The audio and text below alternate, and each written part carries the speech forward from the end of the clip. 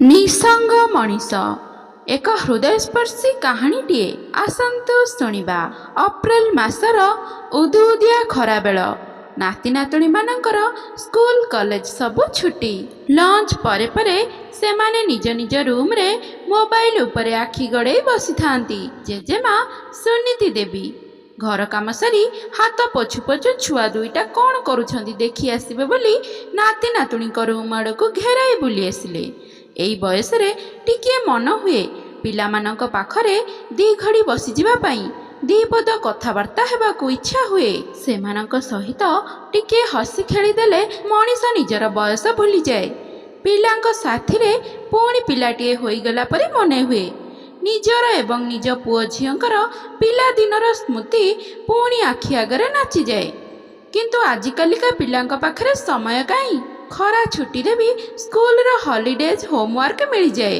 ପିଲାଏ କିଛି ସମୟ ପଢ଼ାପଢ଼ି କରି ନିଅନ୍ତି। ତାପରେ ଦିନସାରା ଟିଭି ନହେଲେ ମୋବାଇଲ ସାଙ୍ଗରେ ବିଜି ହୋଇଯାଆନ୍ତି। ଘରୁ ବାହାରି ସାଙ୍ଗସାଥୀଙ୍କ ସାଥିରେ ଖେଳକୁଦ କରିବା ବା ବୁଲାବୁଲି କରି ଦେହ ମନ ଟିକିଏ ଫୁର୍ତ୍ତି କରିବାକୁ ବି ସେମାନଙ୍କ ପାଖରେ ସମୟ ନାହିଁ। ଆଉ ଏ ବୁଢ଼ାବୁଢ଼ୀଙ୍କ ପାଇଁ ସମୟ କେଉଁଠୁ ଆସିବ? ଜେଜେ ରିଟାୟାର୍ଡ ହେଡ୍ କ୍ଲର୍କ। ନାତି ନାତୁଣୀଙ୍କର ସ୍କୁଲ ହୋମୱାର୍କରେ କେବେ କିଛି ହେଲ୍ପ ଆବଶ୍ୟକ ହେଲେ ନାତି ନାତୁଣୀ ଜେଜେଙ୍କୁ ପଚାରି ନିଅନ୍ତି। ବାସ୍ କେବଳ ସେତିକି ସମ୍ପର୍କ। ନିଜ ଜୀବନର ଅଭିଜ୍ଞତା ପିଲାଙ୍କ ସାଥିରେ ବାଣ୍ଟିବା କି ସେମାନଙ୍କ ସହିତ ଟିକେ ହସି ଖେଳି ସମୟ କାଟିବାକୁ କ'ଣ ତାଙ୍କର ମନ ହୁଏନି? ବହୁତ ମନ ହୁଏ କାହା ସାଥିରେ ବସି ଢେର ସାରା ଗପିବାକୁ, ଜୀବନର ଖଟାମିଠା ଅନୁଭୂତି କାହା ସହିତ ବାଣ୍ଟିବାକୁ। ହେଲେ କାହା ପାଖରେ ଏତେ ସମୟ ଅଛି? ବୁଢ଼ାଟା ସାଙ୍ଗରେ ବସି କିଏ ଗପସପ୍ କରିବ? କେବଳ ଜେଜେମା। ଲଞ୍ଚ ସମୟ ହେଲେ ଖୋଜା ପଡ଼େ ଅବା ଆଉ କିଛି ଦରକାର ପଡ଼ିଲେ। ବାପା ମା ଦୁଇଜଣ ସରକାରୀ ଚାକିରିଆ। ସେମାନେ ଦିନସାରା ଅଫିସରେ। ବୁଢ଼ାବୁଢ଼ୀଙ୍କ କାମ କେବଳ ଘର ଜଗିବା। 2-4 ଦିନ ଏପରି ବି ଚାଲିଯାଏ। ଯେବେ ବା ନାତି ନାତୁଣୀ ନା ପୁଅ ବୋହୂ କାହା ସହିତ ପଦେ କଥା ହେବାର ବି ସୁଯୋଗ ମିଳେନି। ସମସ୍ତେ ନିଜ ନିଜ କାମରେ ବହୁତ ବ୍ୟସ୍ତ। ବୁଢ଼ାବୁଢ଼ୀଙ୍କ ପାଇଁ ସମୟ କାହା ପାଖରେ ଅଛି ଯେ? ସକାଳେ ଘର କାମ କରିବାକୁ ଆସୁଥିବା ମାଳତୀ ନୀତି ନମସ୍କାରଟିଏ କରି ବୁଢ଼ାବାବୁ ଆଉ ମାଙ୍କର ଦେହ ପା କଥା ପଚାରି ନିଏ। ତଥାପି ଅନାଦି ବାବୁ ନିଜକୁ ବଡ଼ ଭାଗ୍ୟବାନ ମନେ କରନ୍ତି, ଗର୍ବ ବି ଅନୁଭବ କରନ୍ତି। ଆଜିକାଲିକା ଯୁଗରେ ପିଲାଏ ବୁଢ଼ା ବାପା ମାଙ୍କୁ ଏକୁଟିଆ ଛାଡ଼ି ଅଲଗା ରହୁଛନ୍ତି, ନହେଲେ ବୃଦ୍ଧାଶ୍ରମରେ ଛାଡ଼ି ଦେଉଛନ୍ତି। କିନ୍ତୁ ପୁଅ ବୋହୂ ଏବେ ବି ତାଙ୍କ ସାଙ୍ଗରେ ତ ଅଛନ୍ତି। ସାଙ୍ଗରେ ଅଛନ୍ତି କ'ଣ, ସତ କହିବାକୁ ଗଲେ ସେମାନେ ପୁଅ ବୋହୂଙ୍କ ପାଖରେ ଅଛନ୍ତି। ଏତିକି ତ ଭାଗ୍ୟ ପାଇଛନ୍ତି ସେମାନେ। ସବୁଦିନ ପିଲାମାନଙ୍କୁ ଆଖି ସାମ୍ନାରେ ଦେଖୁଛନ୍ତି। ନହେଲେ ଏ ବୟସରେ ଏକୁଟିଆ ରହିବା କେତେ ଯନ୍ତ୍ରଣାଦାୟକ ହୋଇଥାନ୍ତା ସତେ। ଏତିକି ଭରସା ତ ଅଛି, ପିଲାଏ ପାଖରେ ଅଛନ୍ତି। ଦେହ ପା କେବେ କିଛି ଅସୁବିଧା ହୋଇଗଲେ ଦେଖାଶୁଣା କରିପାରିବେ। 2 ଓଳି 2 ବକତ ଠିକ୍ ସମୟରେ ଖାଇବାକୁ ମିଳିଯାଉଛି। ଏହାଛଡ଼ା ଏ ବୟସରେ ଆଉ ଅଧିକ ବା କ'ଣ ଲୋଡ଼ା? ଏ ବୟସରେ ନିଜେ ହାତରେ ରାନ୍ଧି ଖାଇବା, ଘର ଯାକର କାମ ନିଜେ ନିଜେ କରିବା କେତେ କଷ୍ଟକର ହୋଇଯାଆନ୍ତା। ପୁଅ ବୋହୂଙ୍କ ଅବା ଦୋଷ କ'ଣ? ଆଜିକାଲି ଯୁଗରେ ଘର ଚଳାଇବା, ପିଲାମାନଙ୍କୁ ପାଠ ପଢ଼ାଇବା, ସମାଜର ଅନ୍ୟମାନଙ୍କ ସହିତ ନିଜର ଷ୍ଟାଟସ୍ ସମାନ ବା ଅଧିକ କରିବା, ପ୍ରତିଯୋଗିତାରେ ସମସ୍ତେ ଆଗରେ ରହିବା କ'ଣ କିଛି କମ୍ କଥା? ଏସବୁ ପାଇଁ ସବୁ ପଇସା ଦରକାର। ପୁଅ ବୋହୂ 2 ଜଣ ଲାଗି ପଡ଼ିଛନ୍ତି ପଇସା ରୋଜଗାରରେ। ଅନାଦି ବାବୁ ମନେ ମନେ ଭାବନ୍ତି, ସେ ନିଜେ ବି ତ ଘର ସଂସାର କରିଥିଲେ। ପିଲାମାନଙ୍କୁ ଭଲ ସ୍କୁଲରେ ପାଠ ପଢ଼ାଇ ଝିଅକୁ ଡାକ୍ତର, ପୁଅକୁ ଇଞ୍ଜିନିୟର କରିଥିଲେ। ଅନେକ ଘର ଜଞ୍ଜାଳ ସତ୍ତ୍ୱେ ପରିବାରର ସମସ୍ତଙ୍କ ପାଇଁ ସମୟ ଥିଲା ତାଙ୍କ ପାଖରେ। ବାପା ମା, ଭାଇ ଭଉଣୀ, ବନ୍ଧୁବାନ୍ଧବ, ସାଙ୍ଗସାଥି ସମସ୍ତଙ୍କ ପାଇଁ ସମୟ ବାହାର କରୁଥିଲେ।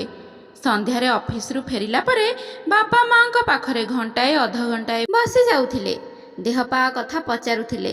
କିଛି ନହେଲେ ପୁରୁଣା ଦିନର କଥା ମନେ ପକାଇ ଗପସପ୍ କରି ହସି ହସି ଗଡ଼ି ଯାଉଥିଲେ। ପିଲାଙ୍କ ସହିତ ବସି ସେମାନଙ୍କ ପାଠପଢ଼ା, ଦେହ ପା କଥା ବୁଝୁଥିଲେ। ସେମାନଙ୍କ ସବୁ ସମସ୍ୟାରେ ସେ ତାଙ୍କ ସାଥିରେ ଠିଆ ହେଉଥିଲେ।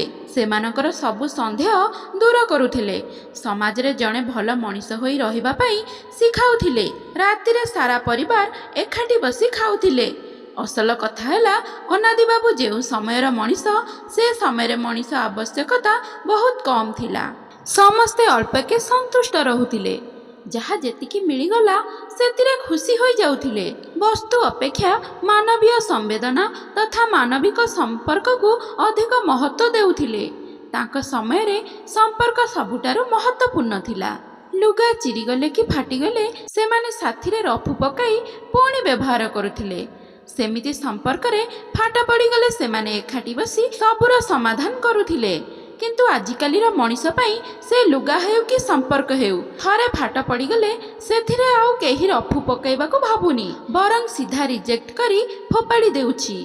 ଆଜି ସମ୍ପର୍କ ବଡ଼ କଥା ନୁହେଁ। ଆବଶ୍ୟକତା ଅନୁସାରେ ଷ୍ଟାଟସ୍ ଦେଖି ସମ୍ପର୍କ ଗଢ଼ା ହୁଏ, ଆଉ ବିଗେଡ଼େ ମଧ୍ୟ। ଏପରି ନୁହେଁ ଯେ ସେତେବେଳେ ନିଜର ଷ୍ଟାଟସ୍ ବା ବଡ଼ପଣ ଦେଖାଇ ହେବାରେ ପ୍ରତିଯୋଗିତା ନଥିଲା, ହେଲେ ସେ ପ୍ରତିଯୋଗିତା ସବୁ ଭଲ ମଣିଷ ପଣିଆର ପ୍ରତିଯୋଗିତା ଥିଲା। କିଏ କେତେ ଭଦ୍ର, କେତେ ନମ୍ର, କେତେ ବନ୍ଧୁବତ୍ସଳ, କେତେ ପରୋପକାରୀ, ସେଥିରୁ ମଣିଷର ବଡ଼ ପଣିଆ ପରଖା ଯାଉଥିଲା।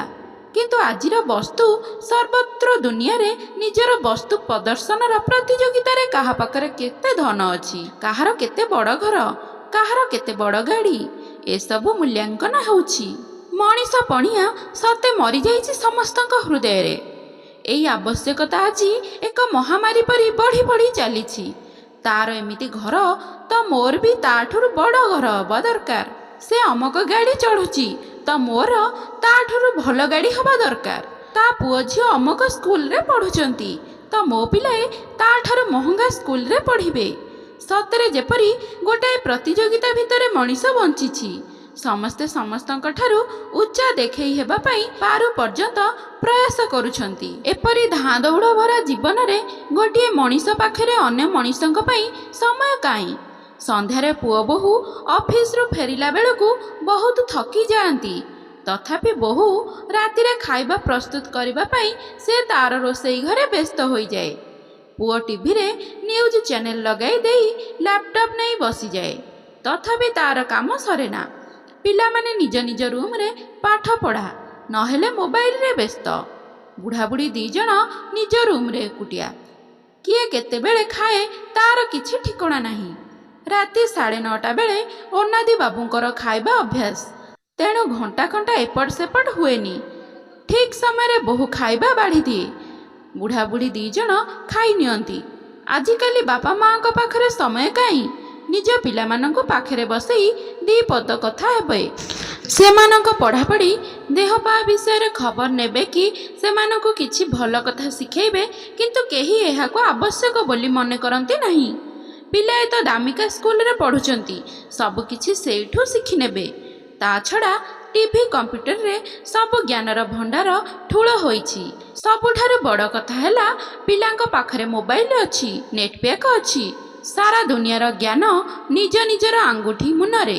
ହେଲେ ପିଲାଏ କ'ଣ ଦେଖୁଛନ୍ତି, କେଉଁ ପ୍ରକାରର ଜ୍ଞାନ ଆହରଣ କରୁଛନ୍ତି, ତାର ଖବର କିଏ ରଖୁଛି? ରାତି ଖାଇବା ସରିଲା ପରେ ଅନାଦି ବାବୁ ଅଗଣାରେ 50 କି 100 କଦମ ଚାଲି ଆସିବା ପରେ ଶୋଇବାକୁ ଘରକୁ ଚାଲି ଆସନ୍ତି। ବେଡ଼ରେ ଗଡ଼ି ପଡ଼ି ଖଟ ବାଡ଼କୁ ଆଉଜି କ'ଣ ଗୋଟାଏ ବହି ହେଉ କି ମ୍ୟାଗାଜିନ୍ ପଢ଼ିବାରେ ମଗ୍ନ ହୋଇଯାଆନ୍ତି। ସେତିକି ବେଳେ ସୁନୀତି ଦେବୀ ଖାଇବା ଟେବୁଲ ଉପରୁ ଅଇଁଠା ବାସନ ଉଠାଇ ରୋଷେଇ ଘରର ସିଙ୍କରେ ଥୋଇ ଦେଇ ବେଡରୁମକୁ ଆସିଗଲେ। ହାତ ପୋଛୁ ପୋଛୁ ବେଡ୍ ଉପରେ ଅନାଦି ବାବୁଙ୍କ ପାଖରେ ଗଡ଼ି ପଡ଼ି କହିଲେ, ତୁମେ ଆଜି ଯାଏ ସେହି ପୁରୁଣା ଯୁଗରେ ରହିଗଲ। ଆସୁ କହୁଥିଲା, ସାରା ଦୁନିଆର ଖବର, ସବୁ ପ୍ରକାର ବହି, ସିନେମା ସବୁ ଅଛି ମୋବାଇଲରେ। ତ ଆଉ ପୁରୁଣା ସିନେମା ବି ଦେଖି ହେବ ଆମର ମୋବାଇଲରେ। କିନ୍ତୁ ତୁମେ ଅଟକିଗଲ ସେହି ବହି ପଢ଼ା ଯୁଗରେ। ଆଜିକାଲି ଖବର ପାଇଁ ରେଡ଼ିଓ କିଏ ଶୁଣୁଛି, ନା ପଢ଼ିବା ପାଇଁ ବହି ମାଗାଜିନ୍ କିଏ ଦେଖୁଛି? ଏକା ତୁମେ ମୋବାଇଲ ଛାଡ଼ି ଏହି ବହିରେ ହଜି ଯାଉଛ। ତୁମେ ମୋବାଇଲରେ ବହି ପଢ଼ୁନ? ସବୁ ଖବରକାଗଜ ହେଉ କି ମାଗାଜିନ୍ ହେଉ, ସବୁ ତ ଅଛି ମୋବାଇଲରେ। ତୁମେ ନ୍ୟୁଜ୍ ଦେଖନ୍ତ, ବହି ପଢ଼ନ୍ତ, ବେଳେବେଳେ ମୋତେ ବି ଟିକିଏ ସିନେମା ଦେଖେଇ ଦିଅନ୍ତ। ହଲରେ ଯାଇ ସିନେମା ଦେଖିବାରେ ଯୁଗେ ବିତିଗଲାଣି।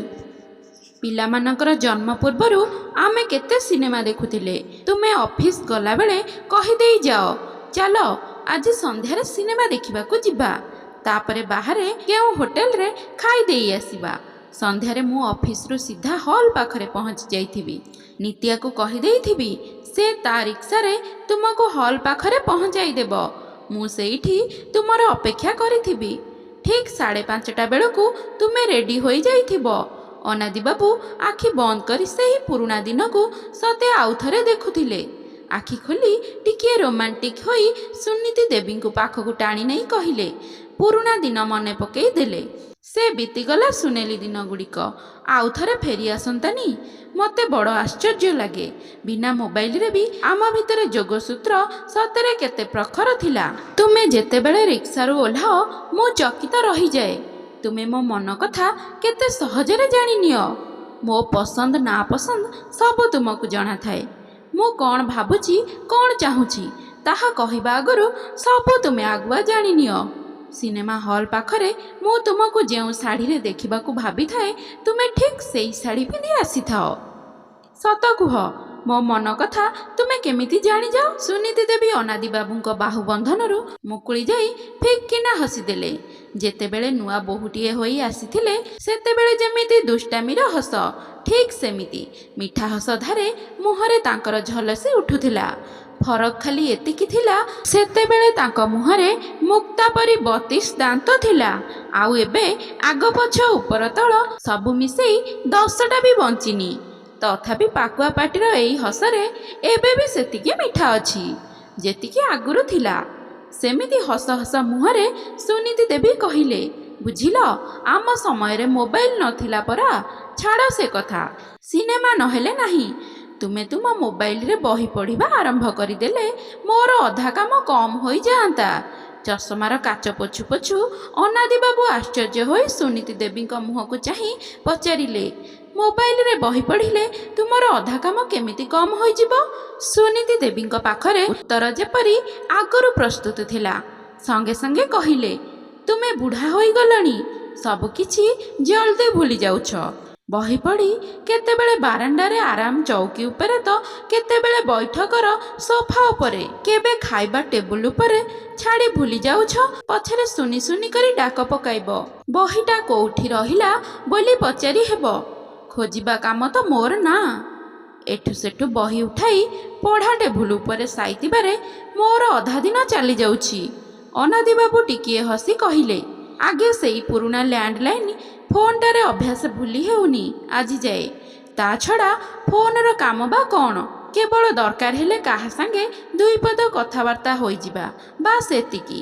ଅଧାରୁ ଅଧିକ ସାଙ୍ଗସାଥୀ ବନ୍ଧୁବାନ୍ଧବ ତ ଆରପୁରକୁ ଚାଲିଗଲେଣି, ଆଉ ଏଇ ମୋବାଇଲ ଫୋନର ନେଟୱାର୍କ ବି ସେ ଯାଇ ପହଞ୍ଚି ପାରିବନି। ବାକି ଯେଉଁ କେତେଜଣ ଅଛନ୍ତି ମଝିରେ ମଝିରେ ସେମାନଙ୍କ ସାଙ୍ଗରେ କଥା ହୋଇଯାଉଛି। ମୋବାଇଲରେ ବହି ପଢ଼ିବା କଥା କହୁଛ ଯେ, ବହି ପଢ଼ିବାର ମଜା ଏଇ ଫୋନରୁ କ'ଣ ମିଳିପାରିବ? ପୃଷ୍ଠା ପରେ ପୃଷ୍ଠା ଓଲଟେଇ ସେଇ ଛପା ଅକ୍ଷର ଭିତରେ ବହିର କଥା, କାହାଣୀ, ଚରିତ୍ର ସବୁ ଯେମିତି ନିଜ ନଜର ସଂଳାପ ନିଜେ ଆବୃତ୍ତି କଲା ପରି ଲାଗନ୍ତି। ଏଇ ଛୋଟ ମୋବାଇଲରେ ଛୋଟ ଛୋଟ ଅକ୍ଷର ଭିତରେ କାହାକୁ ନା ଦେଖି ହୁଏ ନା ଅନୁଭବ କରି ହୁଏ। ବହିର ମଜା ଯିଏ ପାଇଛି ସେ କ'ଣ କେବେ ମୋବାଇଲ କଥା ଭାବିବ? ବହି ସହିତ ପାଠକର ବନ୍ଧୁତା ହୋଇଯାଏ।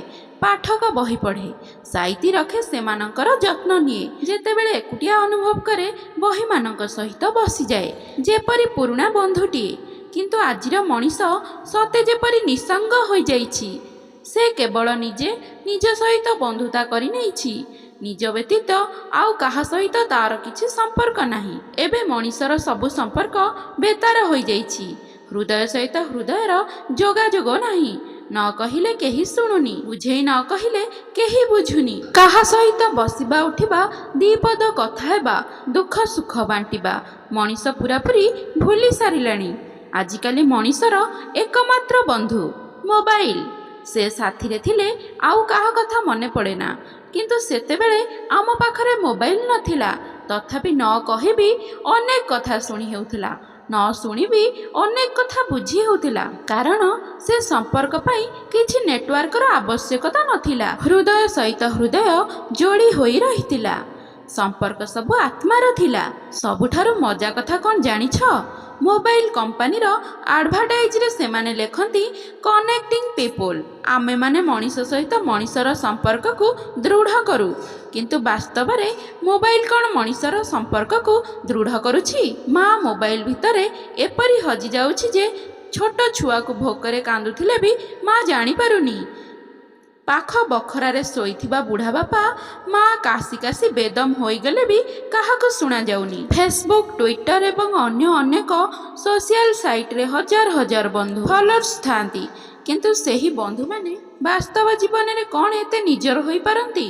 ବେଳ ଅବେଳରେ ଦରକାର ପଡ଼ିଲେ ପାଖରେ ଆସି ଠିଆ ହୋଇପାରନ୍ତି? ସୁନିତା ଦେବୀ କଥା ମଝିରେ କହିଲେ, ସତ କଥାଟିଏ କହିଲ। ସେତେବେଳେ ମଣିଷର ସବୁ ଧ୍ୟାନ ମଣିଷ ଉପରେ ଥିଲା। ଜଣେ ଆଉ ଜଣଙ୍କ କଥା ଭାବୁଥିଲା। ଆଜି ପାଖରେ ଥାଇ ବି ମଣିଷ ମଣିଷଠାରୁ କେତେ ଦୂର ହୋଇଯାଉଛି।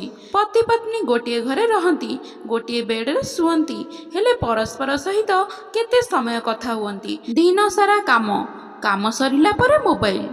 ସମସ୍ତେ ହଜିଯାଆନ୍ତି ସେହି ମାୟାବିନୀ ବୁଢ଼ିଆଣୀ ଜାଲ ଭିତରେ। କାହା କଥା ଟିକିଏ ଭାବିବାକୁ, କାହାର ମନର ଭାବ ପଢ଼ିବାକୁ କାହା ପାଖରେ ସମୟ ନାହିଁ। ଆଜି ପୁଅ ବୋହୂ ସାଥୀ ହୋଇ ତ ରୁହନ୍ତି, କିନ୍ତୁ ନିଜ କଥା ଭାବରେ ନୁହେଁ, ବରଂ ହ୍ୱାଟ୍ସଆପ୍ କରନ୍ତି। ପରସ୍ପର ସ୍ନେହ କମ୍, କିନ୍ତୁ ସବୁ ପୋଷ୍ଟିଂରେ ଟ୍ୟାଗ୍ କରନ୍ତି। ପ୍ରେମ କେମିଷ୍ଟ୍ରି ଭୁଲି ଯାଆନ୍ତି, କିନ୍ତୁ ଅନ୍ୟ ପୋଷ୍ଟରେ ଲାଇକ୍ କରନ୍ତି, କମେଣ୍ଟ କରନ୍ତି। ଲଭ୍ ଥାଉ କି ନଥାଉ ଲାଇକ୍ କରନ୍ତି ମିଠା ମିଠା। ଥଟ୍ଟା ମଜା ସହି ହୁଏ ନା, ସିଧା ଅନଫ୍ରେଣ୍ଡ କରିଦିଅନ୍ତି। ତୁମେ ଯେତେବେଳେ ଚାକିରି କରୁଥିଲ, ମୁଁ ଜାଣିନଥାଏ ତୁମେ ଅଫିସରୁ ଡେରିରେ ଫେରିବ କି ବେଳାବେଳି, କିନ୍ତୁ ସବୁଦିନ ସନ୍ଧ୍ୟାରେ ମୁଁ ଯେତେବେଳେ ପାଣି ଗ୍ଲାସଟିଏ ନେଇ କବାଟ ପାଖରେ ପହଞ୍ଚେ, ଠିକ୍ ସେତିକିବେଳେ ତୁମେ କବାଟ ଠକ୍ ଠକ୍ କର। ମୁଁ କବାଟ ଖୋଲେ, ଆଉ ତୁମେ ମୋ ହାତରୁ ପାଣି ଗ୍ଲାସଟିଏ ନେଇ ବୈଠକର ସେହି କାଠ ଚୌକିଟାରେ ବସିପଡ଼ି ପାଣି ପିଅ। ଅନାଦି ବାବୁ ସୁନିତାଙ୍କ ମୁହଁକୁ ଚାହିଁ କହିଲେ, ହଁ, ଏଇଟା ସତ କଥା। ମୁଁ 30 ବର୍ଷ କାଳ ଚାକିରି କରିବା ଭିତରେ କେବେ ବି ବୁଝିପାରିଲିନି ମୁଁ ଆସୁଛି ବୋଲି। ଜାଣିପାରି ତୁମେ ପାଣି ଗ୍ଲାସ ନେଇ ଚାଲି ଆସ, ଅବା ତୁମେ ପାଣି ଗ୍ଲାସ ନେଇ ମୋର ଅପେକ୍ଷା କରିଛ ବୋଲି ମୁଁ ଘରକୁ ଚାଲି ଆସେ। ସୁନୀତି ଦେବୀ କହିଲେ, ଆଜି ବି ମୋର ମନେ ପଡ଼େ ରିଟାୟାର୍ଡ ଆଗରୁ। ସେତେବେଳେ ତୁମେ ଡାଇବେଟିକ୍ସ ଥିଲ। ଯେତେବେଳେ ଖାଇସାରିବା ପରେ ମୁଁ ତୁମ ମନ ଲାଖି କ୍ଷୀରି ପରସି ଦିଏ, ତୁମେ ଟିକିଏ ହସିଦିଅ ଆଉ କୁହ, ଜାଣିଛ, ଆଜି ଦ୍ୱିପ୍ରହରରେ ମନ ହେଉଥିଲା ରାତିରେ ଖାଇବାରେ ମିଠା କ୍ଷୀରି ଟିକିଏ ମିଳିଗଲେ ସତରେ ବହୁତ ମଜା ଆସିଯାଆନ୍ତା। ଅନାଦି ବାବୁ ସଙ୍ଗେ ସଙ୍ଗେ ପଚାରିଲେ, କିନ୍ତୁ ତୁମେ ମୋ ମନ କଥା କେମିତି ଜାଣିଯାଅ? ଅଫିସରୁ ଫେରିଲା ବେଳେ ମୁଁ ଯାହା ଖାଇବାକୁ ଚାହୁଁଛି, ଘରେ ପହଞ୍ଚିଲା ପରେ ସବୁ କିଛି ଠିକ୍ ଠିକ୍ ସେମିତି ଖାଇବାକୁ ମିଳିଯାଏ। ସୁନୀତି ଦେବୀ ଟିକିଏ ମୁଚୁକି ହସିଦେଇ କହିଲେ, ଆଗୋ, ସେତେବେଳେ ମୋବାଇଲ ନଥିଲା ସିନା, କିନ୍ତୁ ସାରା ପରିବାରରେ ସମସ୍ତଙ୍କର ରୁଚି ଆଉ ଅରୁଚି ଆଉ ମନ କଥା ଜାଣି ବୁଝି ହୋଇଯାଉଥିଲା। ତୁମର ମନେ ଅଛି, ପୁଅ ଜନ୍ମ ବେଳ ବାପା ମୋତେ ଆମ ଘରକୁ ଡାକି ନେଇଥିଲେ। ମୁଁ ବାପ ଘରେ ଥିଲି। ଯେତେବେଳେ ମୋର କଷ୍ଟ ଆରମ୍ଭ ହେଲା, ମନେ ମନେ ଭାବୁଥିଲି, ତୁମେ ମୋ ପାଖରେ ଥାଆନ୍ତ କି, ହେଲେ ଥରଟିଏ ତୁମକୁ ଦେଖନ୍ତି। ମୋ ଡାକ ଭଗବାନ ଶୁଣିପାରିଲେ, ବଡ଼ ଚମତ୍କାର ହୋଇଗଲା। ସେଦିନ ଅଧଘଣ୍ଟା ଭିତରେ ତୁମେ ମୋ ପାଖରେ ଆସି ପହଞ୍ଚି ଯାଇଥିଲ। ମୋ ମଥାରେ ହାତ ରଖି ଟିକିଏ ହସିଦେଇ କହିଲ, କିଛି ଡର ନାହିଁ, ମୁଁ ତୁମ ପାଖରେ ଅଛି, ସବୁ କିଛି ଭଲରେ ଭଲରେ ହୋଇଯିବ। ଅନାଦି ବାବୁ କହିଲେ, ହଁ, କାହିଁକି କେଜାଣି ସେଦିନ ତୁମକୁ ଥରେ ଦେଖିବାକୁ ମୋର ଭାରି ମନ ହେଉଥିଲା। ସବୁ କାମଧନ୍ଦା ଛାଡ଼ି ସେଥିପାଇଁ ଏ ଅଧମ ପତି ତୁମ ପାଖରେ ହାଜର ହୋଇଯାଇଥିଲା। ଏ ସବୁ ଅପୂର୍ବ ସଂଯୋଗ, ଅବା ପରସ୍ପର ପ୍ରତି ପ୍ରେମର ପ୍ରତିଫଳନ ଜାଣି ହୁଏ ନା, କିନ୍ତୁ ଏକଥା ସତ, ସମ୍ପର୍କର ଗଭୀରତା ଜଣେ ଆଉ ଜଣକୁ ଏମିତି ପାଖକୁ ଟାଣି ନିଏ। ସୁନୀତି ଦେବୀ ସେହି ପୁରୁଣା ଦିନ ଭିତରେ ସତେ ଯେପରି ହଜି ହଜି ଯାଉଥିଲେ। ଅନାଦି ବାବୁଙ୍କ ମୁହଁକୁ ଅନେଇ କହିଲେ, ତୁମର ମନେ ଅଛି, ଦିନେ ଦ୍ୱିପ୍ରହର ରୋଷେଇ କରୁ କରୁ ଗରମ ତେଲ ପଡ଼ି ମୋର ହାତରେ ଫୋଟକା ହୋଇଯାଇଥିଲା।